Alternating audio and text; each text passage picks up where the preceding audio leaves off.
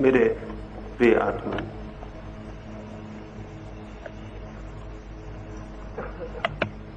एक सम्राट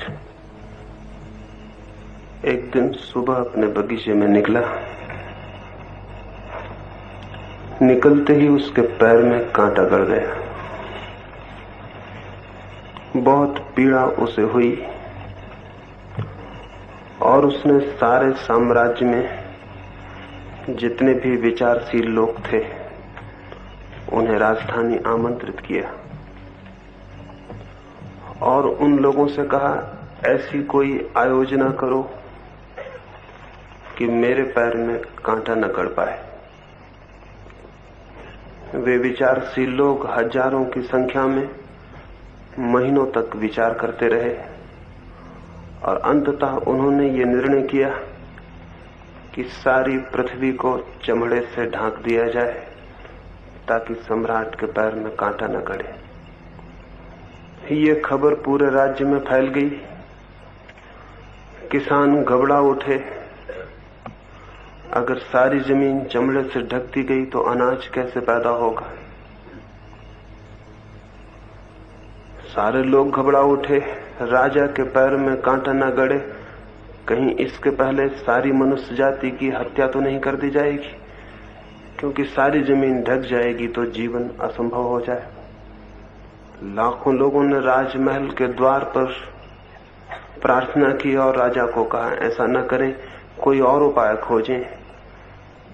विद्वान फिर बुलाए गए और उन्होंने कहा, तब दूसरा उपाय यह है कि पृथ्वी से सारी धूल अलग कर दी जाए, कांटे अलग कर दिए जाएं ताकि आपको कोई तकलीफ ना हो। कांटों की सफाई का आयोजन हुआ। लाखों मजदूर राजधानी के आसपास झाड़ुएं लेकर रास्तों को, पथों को, खेतों को कांटों से मुक्त करने लगे। धूल के बवंडर उठे, आकाश धूल से भर गया। लाखों लोग सफाई कर रहे थे। एक भी कांटे को पृथ्वी पर बचने नहीं देना था। धूल नहीं बचने देनी थी ताकि राजा को कोई तकलीफ ना हो, उसके कपड़े भी खराब ना हो, कांटे भी ना गड़े। हजारों लोग बीमार पड़ गए, इतनी धूल उड़ी। कुछ लोग बेहोश हो गए क्योंकि 24 घंटा अखंड धूल उड़ाने का क्रम चलता था। धूल वापस बैठ जाती थी, इसलिए क्रम बंद भी नहीं किया जा सकता था। सारी प्रजा में घबराहट फैल गई। लोगों ने राजा से प्रार्थना की, ये क्या पागलपन हो रहा है। इतनी धूल उठा दी गई है कि हमारा जीना दूभर हो गया, सांस लेना मुश्किल है। कृपा करके ये धूल के बादल वापस बिठाए जाएं, कोई और रास्ता खोजा जाए।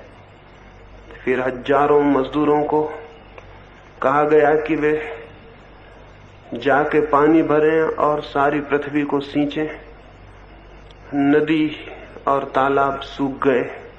लाखों भिस्तियों ने सारी राजधानी को, राजधानी के आसपास की भूमि को पानी से सींचा। कीचड़ मच गई, गरीबों के झोपड़े बह गए, बहुत मुसीबत खड़ी हो गई। फिर राजा से प्रार्थना की गई कि ये क्या हो रहा है, क्या आप हमें जीने न देंगे? क्या आपके पैर में एक कांटा लगता है तो हम सबका जीवन मुश्किल हो जाएगा? कोई और सरल रास्ता खोजें। और तभी एक बूढ़े आदमी ने आके राजा को कहा, मैं ये जूता आपके लिए बना लाया हूं, इसे पहन ले, कांटा फिर आपको न गड़ेगा और हमारा जीवन भी बच जाएगा। राजा हैरान हुआ, इतना सरल उपाय भी हो सकता था क्या? पैर ढके देखकर वो चकित हो गया। क्या कोई इतना बुद्धिमान मनुष्य भी था जितने इतनी सरलता से बात हल कर दी जिसे लाखों विद्वान हल न कर सके? करोड़ों रुपया खर्च हुआ, हजारों लोग परेशान हुए। इतनी सरल बात थी और सारे पंडित, सारे विद्वान क्रोध और ईर्ष्या से भर गए। ये बूढ़ा आदमी खतरनाक था। इस सब के प्रति, इस बूढ़े आदमी के प्रति उन सब के मन में तीव्र रोष भर गया। उन्होंने कहा, जरूर इस आदमी को शैतान ने ही सहायता दी होगी, क्योंकि हम इतने विचारशील लोग नहीं खोज पाए जो बात इसने खोज ली है। जरूर इसमें कोई खतरा है। राजा को उन्होंने समझाया, ये जूता खतरनाक सिद्ध होगा। शैतान का हाथ इसमें होना चाहिए, क्योंकि हमारी सारी बुद्धिमत्ता जो नहीं खोज सकी, ये बूढ़ा आदमी कैसे खोज लेगा। राजा को उन्होंने भड़काया, समझाया, राजा भयभीत हो गया। उस बूढ़े आदमी को सूली दे दी गई। वो पहला समझदार आदमी सूली पे चढ़ा। और उसके बाद जितने लोगों ने ये सलाह दी है कि कृपा करें, पृथ्वी को परेशान न करें, अपने पैर ढक लें, उन सभी को सूली दी जाती रही। शायद इसीलिए वो पहला क्रांतिकारी व्यक्ति जिसने जूते की इजाद की थी, उसके वंशज आज भी अपमानित हैं, आज भी चमार का कोई आदर नहीं। शायद पंडितों का ही हाथ होगा इसमें। इस कहानी से इन 3 दिनों की चर्चा को मैं शुरू करना चाहता हूं, इस वजह से कि सारी दुनिया में सभी मनुष्यों का एक ही प्रश्न है। दुख के कांटे जीवन को पीड़ित किए रहते हैं, अशांति के कांटे, चिंता के कांटे, अज्ञान और अंधकार के कांटे गड़ते हैं, और कोई उपाय समझ में नहीं आता कि इनसे कैसे बचा जाए। और सभी लोग बुद्धिमानों की, तथाकथित बुद्धिमानों की सलाह मानकर सारी पृथ्वी को ढकने की आयोजना में लग जाते हैं, अपने को छोड़कर, अपने को भूलकर। अपने पैर को ढकने की सीधी सी युक्ति किसी की भी समझ में नहीं आती। इतनी सीधी युक्ति है, लेकिन इस जमीन पर 10-5 ही ऐसे लोग हुए हैं जिन्होंने अपने पैर ढके हों। अधिक लोग पृथ्वी को ही बदलने की कोशिश करते रहे, और ये अधिक लोग जितनी उन्होंने कोशिश की है जमीन को ढक देने की, धूल कांटों से अलग कर देने की, उतनी ही जमीन मुश्किल में पड़ती चली गई। इन सभी सुधारकों के कारण ही मनुष्य जाति इतनी पीड़ाओं में उलझ गई है कि आज कोई छुटकारा भी दिखाई नहीं पड़ता है। लेकिन एक सीधी सी बात थी कि हर आदमी अपने पैर ढक ले और कांटों से मुक्त हो जाए। लेकिन ये सीधी सी बात आश्चर्य ही है कि मुश्किल से ही कभी किसी को दिखाई पड़ती। इस सीधी सी बात को ही इन 3 दिनों में समझाने की आपको कोशिश करूंगा। नाराज आप जरूर होंगे मन में, क्योंकि सीधी बात किसी को समझाई जाए तो नाराजगी होती है। इतनी सीधी बात को भी समझाने की कोशिश करने से गुस्सा आता है। ऐसा लगता है कि क्या आप हमें इतना नासमझ समझते हैं कि सीधी सी बात को हमें समझाएं। लेकिन क्षमा मैं बाद में मांग लूंगा, बात तो यही मुझे समझानी है, क्योंकि यही एकमात्र कष्ट है मनुष्य के सामने। कांटे उसे चुभते हैं, लेकिन पैर को जूते से ढकने का ख्याल नहीं आता है। सब तरफ दृष्टि जाती है, हजारों उपाय सूझते हैं जीवन को शांत कर लेने के, एक उपाय भर नहीं सूझता है अपने को बदल लेने का, अपने को ढक लेने का। और सब योजना चलती है सुख की और आनंद की खोज की, सब दिशाएं खोज ली जाती हैं, सिर्फ एक दिशा अनछुई रह जाती है, वो है स्वयं की दिशा। जैसे स्वयं को हम देखते ही नहीं और सबको देखते रहते हैं। तो यहां इन 3 दिनों में इस सीधी सी बात पर थोड़ा सा हम विचार करेंगे कि क्या स्वयं को भी देखा जा सकता है। क्या ये संभव नहीं है कि हम अपने को बदल लें? क्या ये संभव नहीं है कि हमारी दृष्टि स्वयं के परिवर्तन और चिकित्सा पर चली जाए? क्या ये नहीं हो सकता है कि हम अपने को ढक लें और दुखों और पीड़ाओं से मुक्त हो जाएं? क्या उस राजा को जो समझदार लोगों ने सलाहें दी थी वे ही हम भी मानते रहेंगे? क्या उस बूढ़े और सीधे आदमी की बात हमारे ख्याल में भी नहीं आएगी? इसी संबंध में थोड़ी सी बातें इन 3 दिनों में आपसे कहूंगा। इसके पहले कि वे 3 दिनों की चर्चाएं शुरू हों, कुछ और थोड़ी सी प्राथमिक बातें आज ही मुझे कह देनी है, क्योंकि आज रात से जो 3 दिन का जीवन शुरू होगा उसे मैं चाहूंगा, आपका मन भी चाहता होगा, इसलिए आप यहां आए हैं कि वे 3 दिन उपलब्धि के दिन हो जाएं। उन 3 दिनों में कोई झलक, कोई किरण जीवन के अंधेरे को आलोकित कर दे। उन 3 दिनों में कोई मार्ग सूझ जाए, उलझाव के बाहर निकलने की कोई दिशा ख्याल में आ जाए। वो ख्याल में लेकिन अकेली मेरी कोशिश से नहीं आ सकती। मेरी अकेली कोशिश और आपका सहयोग न हो तो फिर मैं आपके सामने नहीं, दीवालों के सामने बोल रहा हूं। आपके सहयोग से ही आप दीवाल नहीं रह जाते, सचेतन व्यक्ति बन जाते। एक फकीर हिंदुस्तान से चीन गया था कोई 1400 वर्ष पहले। बड़ा प्यारा आदमी रहा होगा। अगर वो यहां मेरी जगह होता तो आपकी तरफ मुंह करके ना बोलता, वो आपकी तरफ पीठ करके बोलता। वो जब भी किसी से बोलता तो पीठ उसकी तरफ करता था और मुंह दीवाल की तरफ। लोग हैरान थे। चीन का सम्राट उससे मिलने आया और जब उसने पीठ की और दीवाल की तरफ मुंह करके बात करने लगा तो उसने कहा, ये क्या पागलपन है, आप मुझसे बात करते हैं और दीवाल की तरफ मुंह किए हैं। उस फकीर ने कहा, अब तक मुझे ऐसा आदमी नहीं मिला जो दीवाल न हो। कोई सहयोग ही नहीं करता तो उससे बोलने का प्रयोजन भी क्या है। सिर्फ भ्रम होता है कि हम बोल रहे हैं, सुनने वाला मौजूद ही नहीं होता है। तो 3 दिनों में आप किस भांति सहयोग कर सकेंगे, उस संबंध में कुछ 3 सूत्र आज मुझे आपसे कह देने हैं। उन 3 सूत्रों के आधार पर ही आपका सहयोग, आपका कोऑपरेशन मिल सकता है। और मैं जो कहना चाहता हूं मैं तो उसे कहूंगा ही, लेकिन आपका सहयोग होगा तो आप भी उसे सुन सकेंगे। अन्यथा मेरा कहना तो पूरा हो जाएगा, आपके सुनने की भी शुरुआत नहीं होगी। इतने से ही काफी मत समझ लेना कि मैंने बोला तो आपने सुन लिया। ये बात इतनी आसान नहीं है। आपको सुनने के लिए भी कुछ करना होगा, जैसा कि बोलने के लिए मुझे कुछ करना पड़ता है। आप यहां निष्क्रिय होकर, आप यहां पैसिव होकर अगर 3 दिन बैठे रहे, जैसे आप सिनेमा देखते हैं वैसे, तो फिर मेरी बात आपको सुनाई नहीं पड़ेगी। जिन सत्यों की हमें यहां चर्चा करनी है,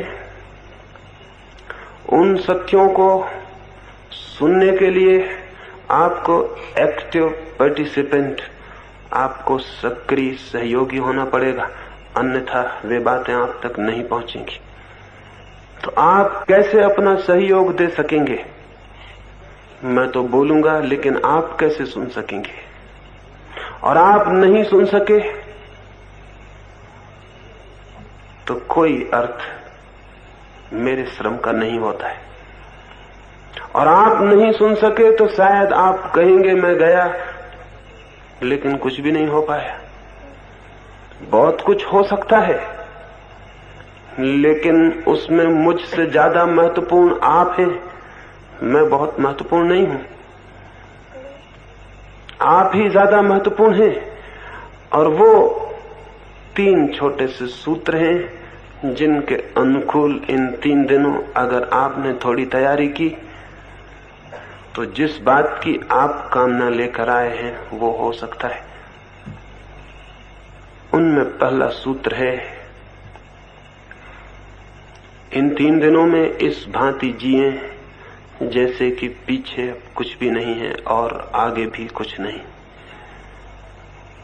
हम तो इस भांति जीते हैं जैसे इस समय कुछ भी नहीं है, जो कुछ है पीछे था और जो कुछ है आगे है। वर्तमान का, प्रेजेंट का जो मौजूद है, हमारी दृष्टि में कोई आकलन ही नहीं होता है। और सच्चाई यह है कि वर्तमान की ही केवल सत्ता है। एग्जिस्टेंस केवल उसका ही है जो मौजूद है, न तो जो बीत गया उसकी कोई सत्ता है और न उसकी जो आने को है। लेकिन या तो हम पीछे की तरफ देखते हुए जीते हैं या आगे की तरफ। या तो अतीत की चिंता हमारे मन में होती है या भविष्य की कल्पना, लेकिन वर्तमान का कोई बोध नहीं होता है। और वर्तमान का बोध न हो तो न तो आप जी सकते हैं और न सुन सकते हैं, न समझ सकते हैं, और न सत्य को जानने का द्वार खुल सकता है। हमारा चित्त निरंतर की आदत के कारण या तो पीछे की स्मृतियों में खोया रहता है, जिनकी अब कोई जगह नहीं रह गई जमीन पर, पृथ्वी पर, सत्ता में, जिनके कोई चिन्ह नहीं रह गए सिवाय हमारी मेमोरी, हमारी स्मृति को छोड़कर। और या फिर हम भविष्य की ऊहापोह में, कल्पना में, आने वाले कल के इरादे और विचारों में खोए रहते हैं। ये दोनों ही तरह के लोग कभी भी सत्य को नहीं जान सकते, क्योंकि सत्य है वर्तमान में, इस क्षण में, अभी और यहां, और हम अभी और यहां कभी भी नहीं होते। हम कहीं पीछे या कहीं आगे होते। बुद्ध 12 वर्षों के बाद अपने गांव वापस लौटे थे। उनके पिता बुद्ध का स्वागत करने गांव के बाहर गए, लेकिन मन में उनके बहुत क्रोध था। 12 वर्ष पहले ये लड़का घर द्वार छोड़कर भाग गया था, उसकी पीड़ा थी, दुख था। जाके उन्होंने बुद्ध से कहा, तू अभी वापस लौटा, मेरे द्वार खुले हैं, बहुत चोट, बहुत दुख तूने मुझे पहुंचाया, लेकिन आखिर मैं पिता हूं, पिता का प्रेम, मैं अपने दरवाजे बंद नहीं कर सकता, तुझे क्षमा कर दूंगा, तू वापस आ जा। बुद्ध ने क्या कहा पता है? बुद्ध ने कहा, मैं निवेदन करूंगा, कृपा करके आप एक बार मुझे देखें जो मैं हूं, जो 12 साल पहले आपके घर से गया था, वो अब कहीं भी नहीं है।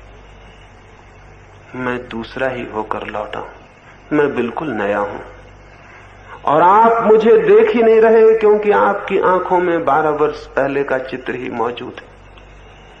आप उसी से बातें कर रहे हैं जो 12 साल पहले था। गंगा में बहुत पानी बह गया 12 वर्षों में, मुझ में भी बहुत पानी बह गया 12 वर्षों में, मैं बिल्कुल दूसरा आदमी होकर लौटा हूं। लेकिन बुद्ध के पिता की आंखें तो क्रोध से भरी थी।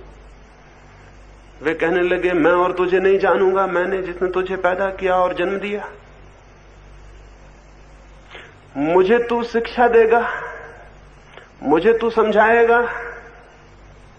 बुद्ध ने कहा, परमात्मा करे किसी दिन आपके ख्याल में आए कि जिसको आपने पैदा किया था वो अब कहां है।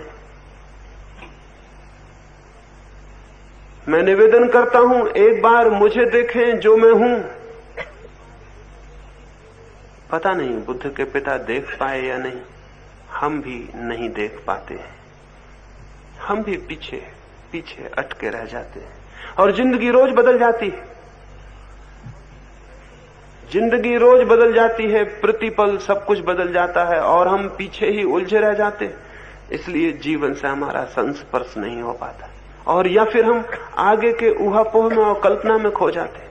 मैंने सुना है एक आदमी एक ट्रेन में न्यूयॉर्क की तरफ सफर कर रहा था।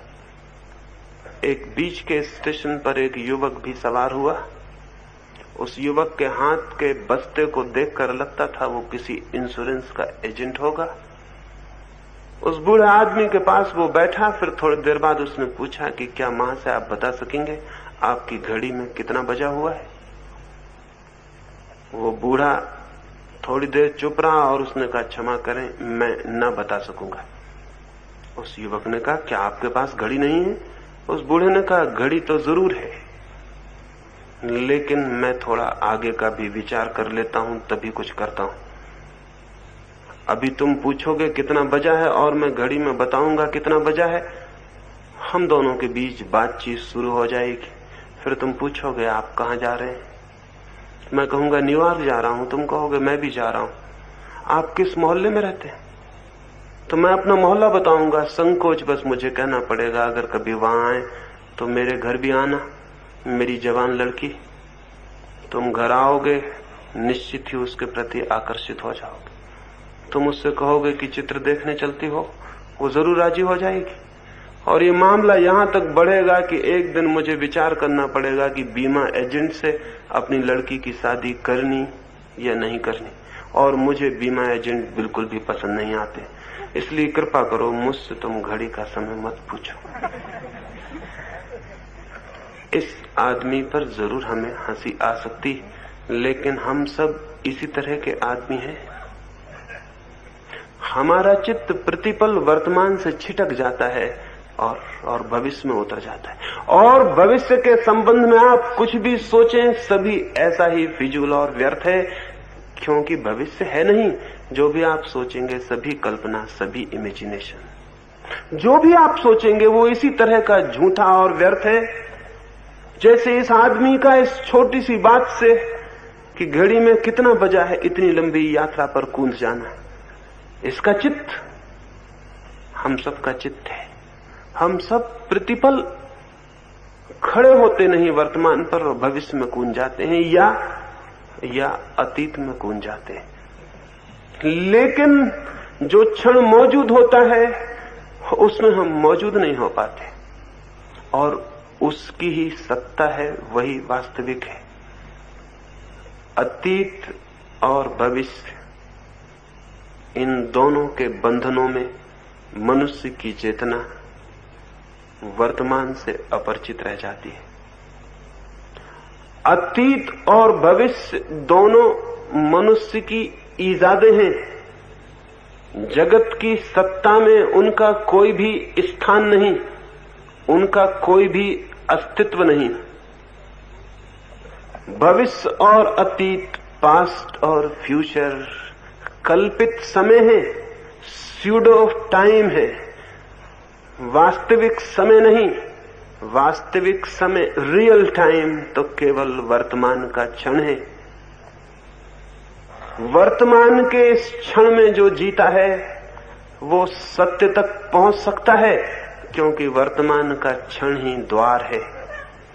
लेकिन जो अतीत और भविष्य में भटकता है वो सपने देख सकता है, स्मृतियों में खो सकता है, लेकिन सत्य से उसका साक्षात कभी भी संभव नहीं है।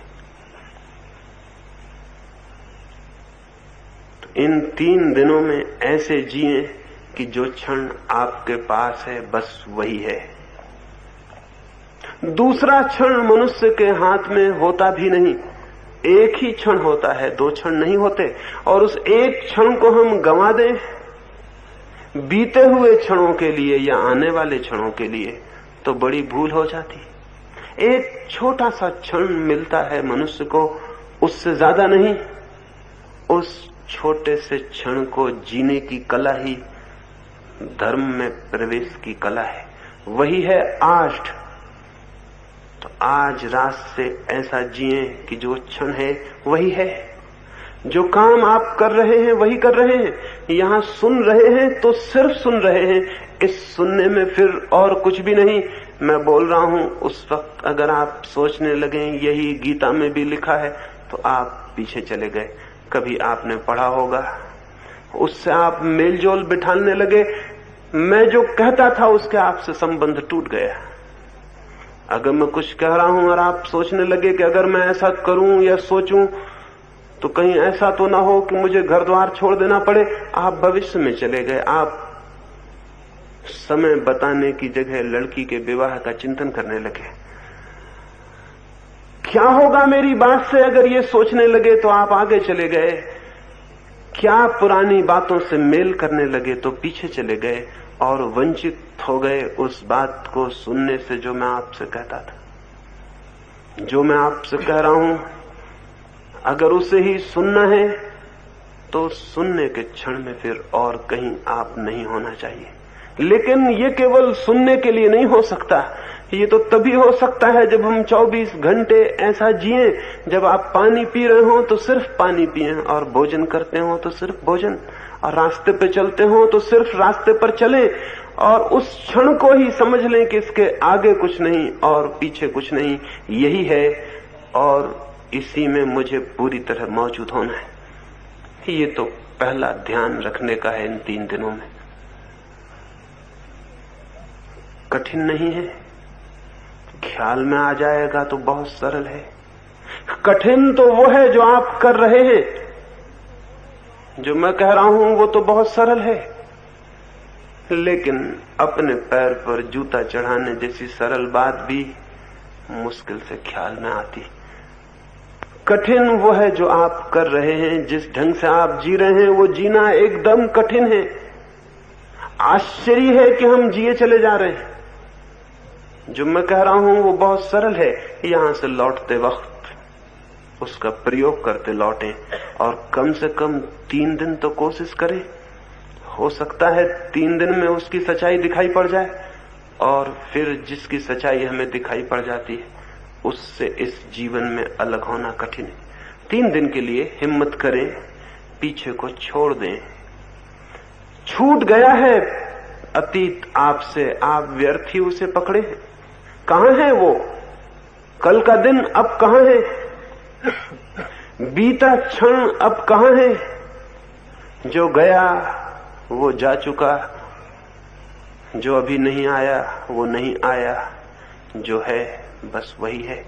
3 दिन देखें, एक एक पल जीकर देखें, आगे पीछे नहीं, मौजूद में, प्रेजेंट में, वर्तमान में। सुबह उठें तो ऐसे ही बस यही है, दोपहर यही है, सांझ यही है। जो क्षण सामने आए उसको इस तरह लें जैसे इसके आगे पीछे और कुछ भी नहीं। बहुत हैरान हो जाएंगे। इस ख्याल से जीने की गति और ही हो जाती। एक बहुत अद्भुत शांति क्षण में जीने से शुरू होती। आदमी कभी शांत नहीं है। सुनते हैं एक बार सिर्फ सारी मनुष्य जाति शांत हो गई थी एक क्षण को। कोई बहुत होशियार आदमी ने तरकीब निकाली थी, तब कहीं ये हो पाया था, लेकिन ये बहुत पुरानी घटना है, आप में से किसी को भी याद नहीं होगी। किसी किताब में नहीं लिखी गई, क्योंकि किताबें बहुत बाद में लिखी गई, ये उसके पहले की घटना है। और शायद आपने सुनी भी ना होगी, क्योंकि बहुत ही मुश्किल से किसी को ये पता है। एक बार एक समझदार आदमी ने एक तरकीब निकाली थी कि सारी मनुष्य जाति को शांत रहने का अनुभव करा दे। उसने ये अफवाह उड़ाई सारी दुनिया में कि चांद पर भी लोग रहते हैं, अगर हम सारे लोग बहुत ताकत से चिल्लाएं तो शायद वे सुन लें। तो सारी पृथ्वी पर एक खास नियत दिन, खास समय पर सारे लोग जोर से हो की आवाज करके चिल्लाएंगे। ये अफवाह उड़ा दी। सारी दुनिया में बड़ी उत्सुकता से उस दिन की प्रतीक्षा की गई। वो क्षण आ गया, वो घड़ी आ गई, वो पल करीब आने लगा। सारे दुनिया के लोग बच्चों से बूढ़ों तक तैयार थे, क्योंकि सारे लोग चिल्लाएंगे तो ही शायद चांद तक रहने वाले लोगों तक आवाज पहुंच सके और उनसे संबंध पैदा करना था। ठीक क्षण भी आ गया, लेकिन कोई भी नहीं चिल्लाया, क्योंकि हर एक सोचता था कि मैं चुप रह जाऊं तो इतनी बड़ी आवाज सुनने का मौका फिर दोबारा आने वाला नहीं। सब चिल्लाएंगे, कितनी अद्भुत आवाज होगी, मैं सुन लूं। और एक के न चिल्लाने से क्या फर्क पड़ेगा। दुनिया में कोई भी नहीं चिल्लाया, और वो एक क्षण टोटल साइलेंस का क्षण था, क्योंकि सभी प्रतीक्षा कर रहे थे। कोई भी पीछे के ख्याल में नहीं था, आगे के ख्याल में नहीं था। इसी वक्त एक घटना घट रही थी कि सारी दुनिया में सारे लोग चिल्लाएंगे हो, और इस आवाज को हम सुन लें। उस क्षण उस अद्भुत होशियार आदमी ने बड़ी तरकीब का काम किया था। फिर बहुत समय से ऐसा कोई काम नहीं हुआ, और आदमी की जिंदगी में कोई शांति का क्षण नहीं। उस वक्त सारे लोग हैरान रह गए थे। उस पल के बीच जाने पर लोगों को पता चला था कितनी गहरी शांति संभव है, क्योंकि उस क्षण कोई पास्ट नहीं था, कोई फ्यूचर नहीं था। एक उसी पल में घटना घटने वाली थी। जरा चूक गए तो चूक गए, तो सारे लोग सचेत, और प्रत्येक आदमी ने सोचा था मैं सुन लूं। सुना सबने, आवाज नहीं सुनी, शांति सुनी। आवाज तो हुई ही नहीं, लेकिन साइलेंस सुनी। देखें कल से एक एक पल में थोड़ा खड़े होकर, हो सकता है वो शांति आप भी सुन सके, और वो सुन ले तो आपकी जिंदगी दूसरी हो जाती। अगर आप नहीं मानेंगे इस तरह, तो हो सकता है मैं भी किसी दिन अफवाह उड़ाऊं और फिर इस तरह की कोशिश करूं, लेकिन बड़ा कठिन है। आजकल आदमी बहुत समझदार हो गया। पुराने दिन की बात है, लोग राजी हो गए होंगे चिल्लाने को, अब तो शायद ही कोई चिल्लाने को राजी भी हो, और राजी भी हो जाए तो भी शायद शोरगुल सुनने के लिए कोई न रुके, क्योंकि वैसे ही बहुत शोरगुल हो रहा है और अब उस शोरगुल से भी कोई फर्क न पड़ेगा। ये तो पहला सूत्र है, पल पल मोमेंट टू मोमेंट जीने का। दूसरा सूत्र, हम निरंतर एक अजीब बीमारी से ग्रसित हैं, और वो बीमारी है अत्यधिक व्यस्त होने की, ऑक्युपाइड होने की। हर आदमी ऐसा लग रहा है जैसे बहुत भारी काम में उलझा हुआ है। शायद काम कुछ भी नहीं है, लेकिन आदत अत्यधिक काम में उलझे होने की हमने खड़ी कर ली। हर आदमी भाग रहा है, दौड़ रहा है, और इस भांति संलग्न है जैसे सारे जगत का भार उसके ऊपर है। इतना व्यस्त मालूम हो रहा है, और ये व्यस्तता, ये जो ऑक्युपाइड माइंड है, ये दिन रात व्यस्त होना, इसके कारण चित्त निरंतर क्षीण होता चला जाता है। विश्राम का कोई भी क्षण न होने से चित्त दुर्बल हो जाता है, और दुर्बल चित्त सत्य को नहीं जान सकता है। सत्य को जानने के लिए शक्ति से परिपूर्ण, बहता हुआ, भरा हुआ चित्त चाहिए, और ऐसा चित्त तभी हो सकता है जब आप अव्यस्त होने की थोड़ी सामर्थ्य पैदा कर ले। इन 3 दिनों में इस दूसरे सूत्र पर थोड़ा काम करना है। इन 3 दिनों यहां इस भांति जिए जैसे आप कोई काम नहीं कर रहे, विश्राम कर रहे हैं। कभी आपने देखा आकाश में सांझ को चीलें आकाश से उतरती हैं, तब उनको देखा वे परों को फैलाकर अत्यंत विश्राम में हवा पे डोलती हुई धीरे धीरे उतरती आती। कभी ख्याल किया, कभी चीलों के पर देखे तुले हुए, न तो पंखे हिल रहे हैं, न वे हवाओं में तैरने की कोशिश कर रही हैं, उन्होंने सिर्फ पंख छोड़ दिए हैं और हवाओं पे सवार हो गई हैं। हवाएं उन्हें धीरे धीरे नीचे उतारती ला रही हैं। सारी प्रकृति इसी भांति विश्राम में जी रही है, सिर्फ मनुष्य को छोड़कर। मनुष्य अति तनाव में है, और उसे ख्याल भी नहीं है कि इतना तना हुआ होना, इतना व्यस्त, इतना उलझा हुआ होना ही उसे वंचित कर रहा है किसी सत्य को, किसी आनंद को जानने से। तो इन 3 दिनों में अत्यंत शांत और अव्यस्त, जैसे आप कोई काम नहीं कर रहे हैं, विश्राम कर रहे हैं, इन 3 दिनों को सब भांति आध्यात्मिक छुट्टी के दिन बना ले, स्पिरिचुअल हॉलीडे समझ लें। साधारणता छुट्टी हम मनाते हैं, वो भी शरीर की छुट्टी होती है, मन की छुट्टी नहीं होती। इन 3 दिनों में मन को भी छुट्टी दे दें। इस भांति जिए जैसे कोई भी काम नहीं है। और यहां क्या काम है? आप बिल्कुल बिना काम है यहां, और इन 3 दिनों को बिल्कुल ही ऐसे गुजार देना है जैसे कोई सो के विश्राम करके गुजार देता है। तो इन 3 दिनों में आप पाएंगे आपका मन एक नई ताजगी, ऊर्जा और शक्ति से भर गया। और ये शक्ति बहुत जरूरी है। इस शक्ति के बिना कोई रास्ता नहीं है कि आप तय कर सकें। लेकिन अव्यस्त होना जरूरी है, कोई ऑक्युपाइड चित्त की दशा ना हो।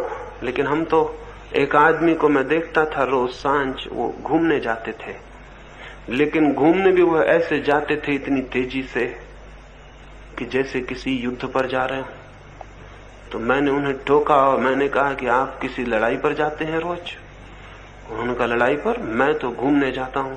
तो मैंने कहा लेकिन जाते आप ऐसे हैं, इतने तने हुए, इतने खिंचे हुए, इतने परेशान, इतने भागे हुए, जैसे कहीं पहुंचना हो। कहां पहुंचने के लिए जाते? उनका पहुंचने में सिर्फ घूमने जाता हूं। लेकिन मैंने कहा आपका मन घूमने की दशा में नहीं होता। घूमने जाने का मतलब है ऐसे जाना जैसे कहीं पहुंचना नहीं है। कोई हम यात्रा थोड़ी कर रहे हैं। यात्रा जब कोई करता है तो तना हुआ, खिंचा हुआ, उसे कहीं पहुंचना है। आपको कहीं पहुंचना नहीं है। और अगर आप समवेयर कहीं पहुंचने की कोशिश करेंगे तो एक बात तय समझ लेना, वहां नहीं पहुंच सकेंगे जहां आप हैं। और जिस दिन आप इस तरह जिएंगे, नोवेयर, कहीं भी नहीं पहुंचना है, उस दिन आप वहां पहुंच जाएंगे जहां आप हैं। जहां मैं बैठा हूं वहां पहुंचने के लिए मुझे सब पहुंचने की जो दौड़ है चित्त से, वो छोड़ देनी होगी। तो इन 3 दिनों में ऐसी कोशिश न करें कि आप ध्यान सीख रहे हैं, आप ऐसी कोशिश न करें कि सत्य को खोज रहे हैं, ऐसी कोशिश न करें कि परमात्मा के दर्शन करने हैं। अगर ये कोशिश आपके भीतर रही तो आप शांति नहीं हो सकेंगे। दर्शन तो बहुत दूर है। आप शांति नहीं हो सकेंगे, सत्य तो बहुत दूर है। आप शांति नहीं हो सकेंगे, परमात्मा की यात्रा फिर नहीं हो सकती। परमात्मा की यात्रा बड़ी अजीब है।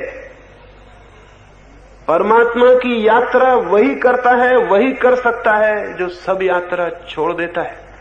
इतना शांत हो जाता है कि उसे कहीं भी नहीं पहुंचना है। एक फकीर था, एक पहाड़ी के किनारे चुपचाप बैठा रहता, सोया रहता। एक युवक सत्य की, ईश्वर की खोज में पहाड़ पर गया था। उसने उस फकीर से पूछा कि आप चुपचाप यहां क्यों बैठे हैं, ईश्वर को नहीं खोजना है? उस फकीर ने कहा जब तक खोजता था तब तक नहीं मिला, फिर मैं ऊब गया और मैंने वो खोज छोड़ दी। और जिस दिन मैंने सब खोज छोड़ दी मैं हैरान हो गया, मैं तो उसमें मौजूद ही था, खोज रहा था इसलिए दिखाई नहीं पड़ रहा था। कई बार खोजने का तनाव ही खोजने में बाधा बन जाता है। कई बार हम जिस चीज को खोजते हैं, खोजने के कारण ही उसको नहीं उपलब्ध हो पाते। कभी ख्याल किया आपने, किसी आदमी का नाम खो गया है आपके मन में और आप खोजने को लगे हुए हैं, खोजते हैं और परेशान हो जाते हैं, सिर ठोक लेते हैं कि बिल्कुल जवान तक आता है लेकिन आता नहीं, पता नहीं चलता कहां गया, कैसे खो गया। मालूम है मुझे, ये भी मालूम है कि मुझे मालूम है, भीतर आता है पर न मालूम कहां अटक जाता है। फिर आप खोज छोड़ देते हैं। फिर आप अपनी बगिया में गड्ढा खोद रहे हैं, या अपने कुत्ते के साथ खेल रहे हैं, या अपने बच्चे से गपशप कर रहे हैं और एकदम आप हैरान हो जाते हैं, वो नाम मौजूद हो गया, वो आ गया है। और तब आप समझ भी नहीं पाते कि ये कैसे आ गया। आप खोजते थे, खोजने की तनाव की वजह से मन अशांत हो गया, अशांत होने की वजह से उसे रास्ता नहीं मिलता था आने का, वो अटका रह गया पीछे। आप शांत हो जाओ तो वो आ जाए, आप अशांत हो तो वो आए कहां से, द्वार कहां मिले, रास्ता कहां मिले। भीतर परमात्मा निरंतर आप तक आने की कोशिश कर रहा है, लेकिन आप इतने व्यस्त हैं कि आपकी इस व्यस्तता में बाधा देने जैसी अशिष्टता परमात्मा न करेगा। वो आपको परेशान नहीं करेगा। जब आप शांत हो जाएं तो आ जाएगा। वो उन मेहमानों में से नहीं है कि आप कुछ भी कर रहे हो और वो आ जाए। जब देखेगा कि आप तैयार हैं तो वो तो हमेशा मौजूद है। भीतर कोई हमारे रास्ता खोज रहा है, लेकिन हम इतने सतह पर इतने व्यस्त हैं, इतनी लहरों से भरे हैं कि उसे रास्ता नहीं मिलता है। कृपा करें, रास्ता दें। आपको परमात्मा को नहीं खोजना है, परमात्मा आपको ही खोज रहा है। आप इतनी ही कृपा करें कि रास्ता दे दें। आप बीच में न खड़े हो अपने और परमात्मा के, तो सारी बात हल हो जाती है। लेकिन शायद हमें इसका ख्याल नहीं है। इन 3 दिनों में इस ख्याल पर थोड़ा सा ध्यान ले जाएं। 3 दिन इस तरह जिए कि आपको कोई भी काम नहीं है, और आश्रमों में और संतों, साधुओं और महात्माओं के पास आप जाते होंगे उस भांति मेरे पास ना आए। वे आपको काम सिखाते हैं।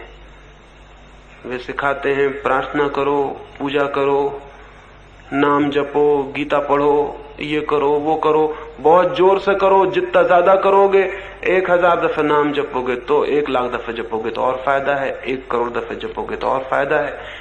1 दफे गीता पढ़ोगे तो कम, 1000 दफे पढ़ोगे तो और ज्यादा। 1 उपवास करोगे तो कम, 1000 कर लोगे तो बहुत ज्यादा। वे आपको कोई काम सिखाते हैं, वे आपको किसी काम में लगाते हैं। मैं आपको कोई काम सिखाने को यहां नहीं हूं। मैं तो चाहता हूं कि आप थोड़ी देर को बेकाम हो जाएं, आपके मन में, तन में कोई काम न रह जाए, तो शायद उस काम से रहित चित्त की अनऑक्युपाइड स्थिति में, अव्यस्त स्थिति में कुछ फलित हो जाए, कुछ घटित हो जाए। तो दूसरा सूत्र इन 3 दिनों के लिए, व्यस्तता न दिखाएं। यहां कोई फिक्र नहीं अगर मेरी एक चर्चा में ना आ पाए तो कोई हर्जा नहीं हुआ जाने वाला। कोई फिक्र नहीं अगर ध्यान को वक्त पर न पहुंच पाए, कोई हर्जा नहीं हुआ जाने वाला। लेकिन इतनी शांति से जिए इन 3 दिनों में कि आप कोई काम में नहीं लगे हैं, मौज में, एक आनंद में यहां हैं। यहां कोई साधना करने आए हैं तो साधना की हमारी धारणा ही कुछ अजीब है। उसमें तो जो जितना बड़ा साधक है उतना ही तन के और चुस्त बैठा रहता है, उतना ही तनाव से भरा रहता है। ऐसी साधना यहां नहीं है। मैं तो साधना ही इसको कहता हूं कि आप सब तरह से उपराम को, विश्रांति को, एकदम चित्त के तल पर सब तरह के काम से छुटकारा पा जाएं। 3 दिन इस तरह का, इस तरफ ध्यान देना का आपसे निवेदन है। और जैसे ही आप थोड़े से विश्राम में रहना जान पाएंगे, आप हैरान हो जाएंगे। यहां इतने दरख्त हैं, इतने पक्षी बोलते हैं। चुपचाप उनके पास, दरख्तों के पास जाके बैठ जाएं, लेट जाएं, कुछ ना करें। 3 दिनों में ज्यादा समय कुछ ना करें और देखें कि उस ना करने से कुछ हो सकता है क्या। अब तक जिन्होंने भी जीवन की गहराइयां जानी हैं, वे ही लोग हैं जिन्होंने किन्हीं ना करने के क्षणों में परमात्मा से संबंध जोड़ लिया है। लाओत्से से कहा करता था, कुछ करना हो तो संसार की तरफ जाओ, कुछ ना करना हो तो परमात्मा की तरफ। मैं ये नहीं कह रहा हूं कि आप अपनी दुकानें बंद कर देंगे, नौकरियां छोड़ देंगे, अपने काम धंधे बंद कर देंगे, वो मैं नहीं कह रहा हूं। मैं तो सिर्फ इतना निवेदन कर रहा हूं, इन 3 दिनों में आप इस एटीट्यूड में, इस दृष्टि में जीने का थोड़ा प्रयोग करें। फिर आप पाएंगे कि बिल्कुल चित्त के तल पर बिना काम रहकर भी बाहर के तल पर काम किया जा सकता है, और तब काम योग बन जाता है। भीतर अकर्म हो, भीतर चित्त पर कोई भी कर्म की भागदौड़ न हो, और बाहर जीवन पूरा सक्रिय हो, तो जीवन योग हो जाता है। और अकर्म हो भीतर तो कर्म बाहर अपने आप कुशल हो जाता है। दूसरा सूत्र और तीसरा सूत्र अंतिम, वो है सचेत होकर 3 दिन जीने की। सचेत होकर कभी किसी बिल्ली को चूहा पकड़ते देखा होगा? शायद ख्याल न किया हो, क्योंकि अगर हम जीवन के चारों तरफ ख्याल कर लें तो छोटी छोटी बातों में जीवन के सारे संदेश मौजूद हैं। लेकिन बिल्ली को कौन गुरु बनाना चाहेगा? न तो बिल्ली भगवा वस्त्र पहनती है, न टीका लगाती है, न त्याग करती है, न बिल्ली कोई तीर्थंकर है, न कोई अवतार है। बिल्ली से कौन सीखने जाएगा? लेकिन कभी बिल्ली को देखें, चूहे को पकड़ने के लिए कितनी तत्परता से बैठी, कितनी सचेत। एक पत्ता हिल जाएगा तो बिल्ली अपने पूरे प्राणपण से कूदने को मौजूद है। एक चूहे की जरा सी खड़खड़ाहट होगी, किसी चूहे के बिल में थोड़ी सी आवाज होगी, किसी को पता नहीं चलेगा, लेकिन बिल्ली सचेत है और जागी हुई। बिल्ली की भांति सचेत होने का जो आदमी अपने चित्त की तैयारी कर लेता है, उस आदमी से सत्य बच के नहीं निकल सकता। बिल्ली से चूहा बच के निकल भी जाए, लेकिन सचेत मनुष्य से सत्य बच के नहीं निकल सकता। इतनी सचेतना चाहिए, लेकिन हम तो सोए सोए जीते। रास्ते पर निकल जाते हैं, न तो हमें वृक्ष दिखाई पड़ते, न उन पर बैठे हुए पक्षी हमें सुनाई पड़ते, न आकाश में उगा हुआ चांद हमें दिखाई पड़ता। हमें कुछ भी दिखाई नहीं पड़ता। हम तो जैसे सोए हुए चले जा रहे हैं। कई बार अनुभव हुआ होगा, किसी किताब का एक पन्ना पढ़ते हैं, बाद में पता चलता है कि मुझे तो जैसे मैंने कुछ भी नहीं पढ़ा, कुछ ख्याल नहीं आता। लेकिन आप पढ़ तो गए, सोए सोए पढ़ गए होंगे। कभी ख्याल आता है, कोई आदमी कोई बात करता है और चूक जाती है, बाद में हमें ख्याल आता है सुनी तो थी, लेकिन कुछ ख्याल नहीं पड़ता, सोए सोए सुनी होगी। केवल 24 घंटे में मुश्किल से कोई क्षण होता होगा जब हम जाग के जिंदगी को थोड़ा बहुत अनुभव करते हो, अन्यथा हम सोए सोए चलते हैं। एक शिक्षक था, युवकों को दरख्तों पे चढ़ना सिखाता था। एक युवक को सिखा रहा था, एक राजकुमार सीखने आया हुआ था। राजकुमार चढ़ गया था ऊपर की चोटी तक, वृक्ष की ऊपर के शाखाओं तक, फिर उतर रहा था। वो बूढ़ा चुपचाप दरख्त के नीचे बैठा हुआ देख रहा था। कोई 10 फीट नीचे से रह गया होगा युवक, तब वो बूढ़ा खड़ा हुआ और चिल्लाया, सावधान बेटे, सावधान होकर उतरना, होश से उतरना। वो युवक बहुत हैरान हुआ। उसने सोचा, या तो ये बूढ़ा पागल है। जब मैं 100 फीट ऊपर था और जहां से गिरता तो जीवन के बचने की संभावना न थी, जब मैं बिल्कुल ऊपर की चोटी पर था तब तो ये कुछ भी नहीं बोला, चुपचाप आंख बंद किए वृक्ष के नीचे बैठा रहा। और अब जबकि मैं नीचे ही पहुंच गया हूं, कोई खतरा नहीं है, तो पागल चिल्ला रहा है, सावधान सावधान। नीचे उतर के उसने कहा कि मैं हैरान हूं, जब मैं ऊपर था तब तो आपने कुछ भी नहीं कहा, जब डेंजर था, खतरा था, और जब मैं नीचे आ गया जहां कोई खतरा न था। उस बूढ़े ने कहा, मेरे जीवन भर का अनुभव यह है कि जहां कोई खतरा नहीं होता वहीं आदमी सो जाता है, और सोते ही खतरा शुरू हो जाता है। ऊपर कोई खतरा न था, क्योंकि खतरा था और उसकी वजह से तुम जागे हुए थे, सचेत थे, तुम गिर नहीं सकते थे। मैंने आज तक ऊपर की चोटी से किसी को गिरते नहीं देखा। कितने लोगों को मैं सिखा चुका, जब भी कोई गिरता है तो 10-15 फीट नीचे उतर के या चढ़ते में गिरता है, क्योंकि वहां वो निश्चिंत हो जाता है। निश्चिंत होते ही सो जाता है, सोते ही खतरा मौजूद हो जाता है। जहां खतरा मौजूद है वहां खतरा मौजूद नहीं होता, क्योंकि वो सचेत होता है। जहां खतरा नहीं है वहां खतरा मौजूद हो जाता है, क्योंकि वो सो जाता है। मनुष्य सभी पक्षियों से ज्यादा सो गया है, क्योंकि जीवन में उसने सभी पक्षियों पशुओं से ज्यादा सिक्योरिटी सुविधा जुटा ली। कोई पशु पक्षी इतना सोया हुआ नहीं जितना आदमी। देखें किसी कौवे को आपके घर के पास बैठा हुआ, जरा आप आंख भी हिलाएं और कौवा अपने पर फैला देगा। आंख हिलाएं, आप जरा हाथ हिलाएं और कौवा तैयार है, सचेत है।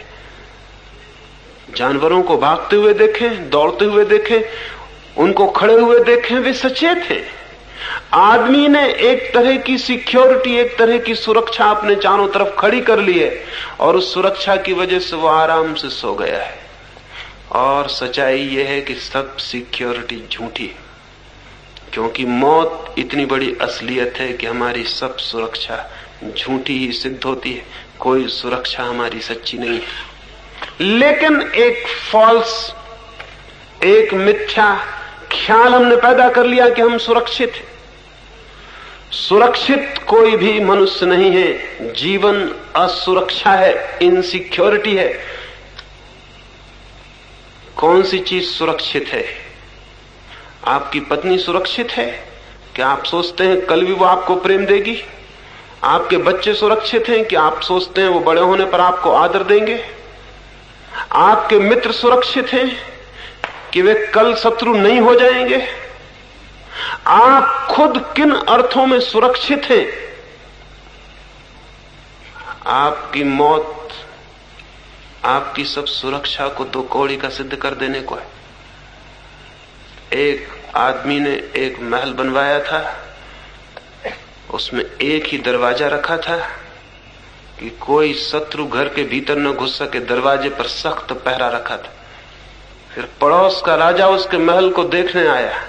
उसने कहा और सब ठीक है, एकदम अच्छा, मैं भी ऐसा ही महल बनाना चाहूंगा, लेकिन एक गलती है तुम्हारे महल में, इसमें एक दरवाजा है, ये खतरा है, दरवाजे से मौत भीतर आ सकती है, तुम कृपा करो ये दरवाजा और बंद कर लो, फिर तुम पूर्ण सुरक्षित हो जाओगे, फिर न कोई भीतर आ सकता न कोई बाहर जा सकता। उस राजा ने कहा ख्याल तो मुझे भी ये आया था, लेकिन अगर दरवाजा भी मैं बंद कर लूंगा तो फिर सुरक्षा की जरूरत भी किसे रह जाएगी? मैं तो मर ही जाऊंगा। जी रहा हूं क्योंकि दरवाजा खुला है। तो उस दूसरे राजा ने कहा इसका मतलब यह हुआ कि दरवाजा अगर बिल्कुल बंद हो जाए तो तुम मर जाओगे, एक दरवाजा खुला है तो तुम थोड़े जी रहे हो, दो दरवाजे खुलेंगे तुम थोड़ा और ज्यादा जियोगे, अगर सब दरवाजे खुले रहेंगे तो तुम पूरी तरह से जियोगे।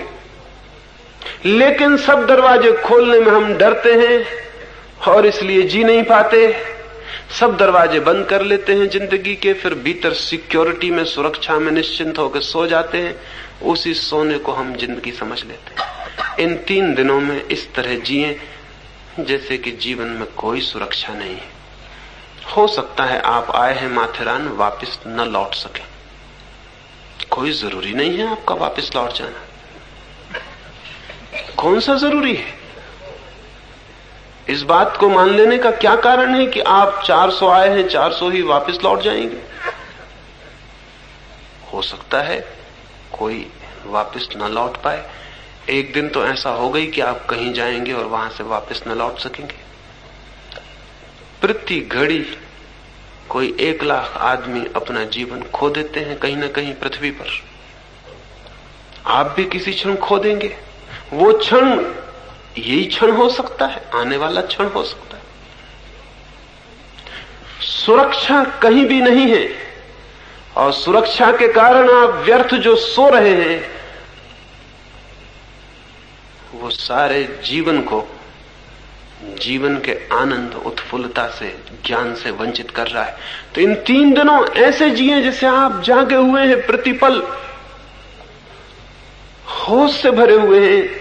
एक एक घटना, एक एक पत्थर, एक एक पत्ता, एक एक पत्ते पर चमकती सूरज की रोशनी, चांद की रोशनी बदलियों पर, सब आपको दिखाई पड़ रहा है। आप जागे हुए, सब चीजों के प्रति आप सचेत हैं। जीवन एक खतरा है और आप चेतना से भरे हुए, उठते बैठते सब तरह से जागे हुए हैं। जागे हुए होने का अर्थ एक छोटी कहानी से समझाऊं, फिर मैं अपनी चर्चा पूरी करूं। एक बहुत अद्भुत आदमी था, वो चोरों का गुरु था। सच तो यह है कि चोरों के अतिरिक्त और किसी का कोई गुरु होता ही नहीं। चोरी सीखने के लिए गुरु की बड़ी जरूरत है। तो जहां जहां चोरी वहां वहां गुरु, जहां जहां गुरु वहां वहां चोरी। वो चोरों का गुरु था, मास्टर थीफ था। उतना जितना कुशल कोई चोर नहीं था। कुशलता थी, वो तो एक टेक्निक था, एक शिल्प था। जब बूढ़ा हो गया तो उसके लड़के ने कहा कि मुझे भी सिखा दे। उसके गुरु ने कहा ये बड़ी कठिन बात है। पिता ने चोरी करनी बंद कर दी थी। उसने कहा ये बहुत कठिन बात है, फिर मैंने चोरी करनी बंद कर दी, क्योंकि चोरी में कुछ ऐसी घटनाएं घटी कि जिनके कारण मैं ही बदल गया। उसके लड़के ने पूछा, कौन सी घटना है? उसने कहा, कुछ ऐसे खतरे आए कि उन खतरों में मैं इतना जाग गया, जागने की वजह से चोरी मुश्किल हो गई, और जागने की वजह से उस संपत्ति का ख्याल आया जो सोने के कारण दिखाई नहीं पड़ती थी। अब मैं एक दूसरी ही चोरी में लग गया हूं, अब मैं परमात्मा की चोरी कर रहा हूं। पहले आदमियों की चोरी करता रहा, लेकिन मैं तुम्हें कोशिश करूंगा, शायद तुम्हें भी ये हो जाए। चाहता तो यही हूं कि तुम आदमियों के चोर मत बनो, परमात्मा के ही चोर बनो, लेकिन शुरुआत आदमियों की चोरी से कर देने में भी कोई हर्जा नहीं है। ऐसे हर आदमी ही आदमी की ही चोरी से शुरुआत करता है। हर आदमी के हाथ दूसरे आदमी की जेब में पड़े होते हैं। जमीन पर दो ही तरह के चोर हैं, आदमियों से चुराने वाले और परमात्मा से चुरा लेने वाले। परमात्मा से चुरा लेने वाले तो बहुत कम हैं जिनके हाथ परमात्मा की जेब में चले जाएं, लेकिन आदमियों की तो हाथ में सारे लोग एक दूसरे की जेब में डाले ही रहते हैं, और खुद के दोनों हाथ दूसरे की जेब में डाल देते हैं तो दूसरों के उनकी जेब में हाथ डालने की सुविधा हो जाती है। स्वाभाविक, क्योंकि अपनी जेब की रक्षा करें तो दूसरे की जेब से निकाल नहीं सकते। दूसरे की जेब से निकालें तो अपनी जेब असुरक्षित छूट जाती, उसमें से दूसरे निकालते हैं। एक म्यूचुअल, एक पारस्परिक चोरी सारी दुनिया में चल रही। उसने कहा कि लेकिन चाहता हूं कि कभी तुम परमात्मा के चोर बन सको, तुम्हें मैं ले चलूंगा। दूसरे दिन वो अपने युवा लड़के को लेकर राजमहल में चोरी के लिए गया। उसने जाके आहिस्ता से दीवार की ईंटें सरकाई। लड़का थर थर कांप रहा है खड़ा हुआ। आधी रात है, राजमहल है, संतरी द्वारों पर खड़े हैं, और वो इतनी शांति से ईंटें निकाल के रख रहा है कि जैसे अपना घर हो। लड़का थर थर कांप रहा है, लेकिन बूढ़े बाप के बूढ़े हाथ बड़े कुशल है। उसने आहिस्ता से ईंटें निकाल के रख दी। उसने लड़के से कहा, कपो मत। साहूकारों को कपना शोभा देता है, चोरों को नहीं। ये काम नहीं चल सकेगा। अगर कपोगे तो क्या चोरी करोगे? कंपन बंद करो। देखो मेरे बूढ़े हाथ भी कपते नहीं। सेंध लगा के बूढ़ा बाप भीतर हुआ। उसके पीछे उसने अपने लड़के को भी बुलाया। वे महल के अंदर पहुंच गए। उसने कई ताले खोले और महल के बीच के कक्ष में भी पहुंच गए। कक्ष में एक बहुत बड़ी बहुमूल्य कपड़ों की अलमारी थी। अलमारी को बूढ़े ने खोला। वो लड़के से कहा, भीतर घुस जाओ और जो भी कीमती कपड़े हो बाहर निकाल लो। लड़का भीतर गया। बूढ़े बाप ने दरवाजा बंद करके ताला बंद कर दिया। जोर से सामान पटका और चिल्लाया, चोर, और सैन से निकल के घर के बाहर हो गया। सारा महल जग गया और लड़के के प्राण आप सोच सकते हैं किस स्थिति में नहीं पहुंच गए होंगे। ये कल्पना भी न की थी कि बाप ऐसा दुष्ट हो सकता है, लेकिन सिखाते समय सभी माँ बाप को दुष्ट शायद होना पड़ता है। लेकिन एक बात हो गई, ताला बंद कर गया है बाप, कोई उपाय नहीं छोड़ गया बचने का। चिल्ला गया है, महल के संतरी जाग गए, नौकर चाकर भाग गए हैं, प्रकाश जल गए हैं, लालटेनें घूमने लगी हैं, चोर की खोज हो रही। चोर जरूर मकान के भीतर है, दरवाजे खुले पड़े हैं, दीवार में छेद है। फिर एक नौकरानी मोमबत्ती लिए हुए उस कमरे में भी आ गई है जहां वो बंद है, और वो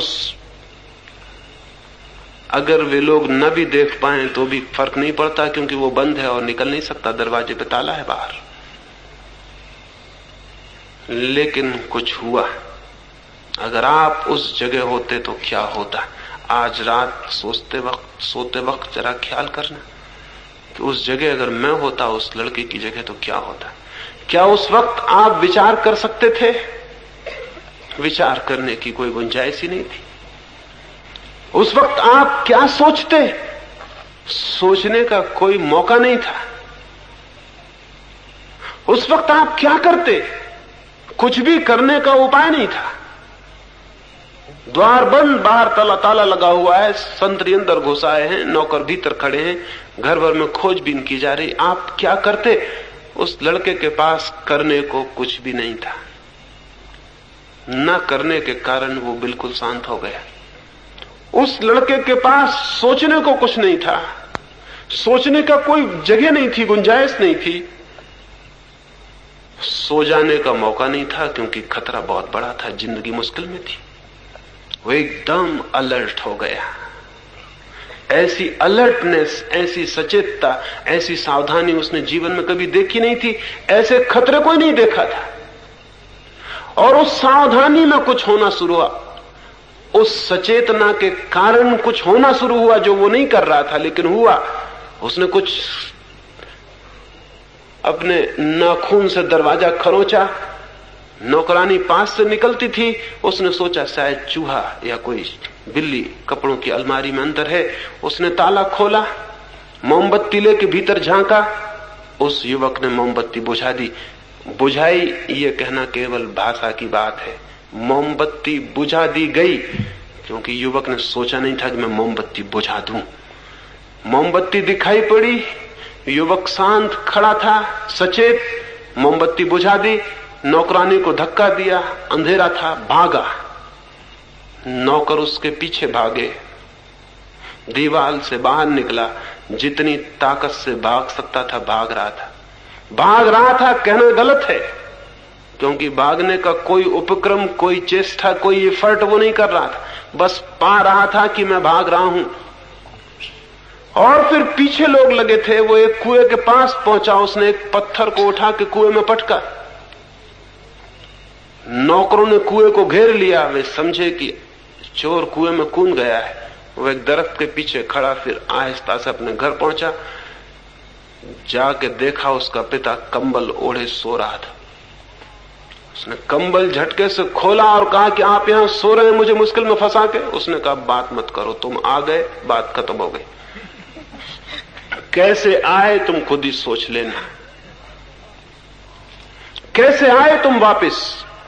उसने कहा मुझे पता नहीं कि मैं कैसे आया हूं, लेकिन कुछ बातें घटी। मैंने जिंदगी में ऐसी अलर्टनेस, ऐसी ताजगी, ऐसा होश कभी देखा नहीं था। और आउट ऑफ दैट अलर्टनेस, उस सचेतता के भीतर से फिर कुछ होना शुरू हुआ जिसको मैं नहीं कह सकता कि मैंने किया। मैं बाहर आ गया हूं। उस बूढ़े ने कहा अब दोबारा भीतर जाने का इरादा है। उस युवक ने कहा उस सचेतना में, उस अवेयरनेस में जिस आनंद का अनुभव हुआ है, अब मैं चाहता हूं मैं भी परमात्मा का चोर हो जाऊं। अब आदमियों की संपदा में मुझे भी कोई रस दिखाई नहीं पड़ता, क्योंकि उस सचेतना में मैंने अपने भीतर जो संपदा देखी है वह संसार में कहीं भी नहीं।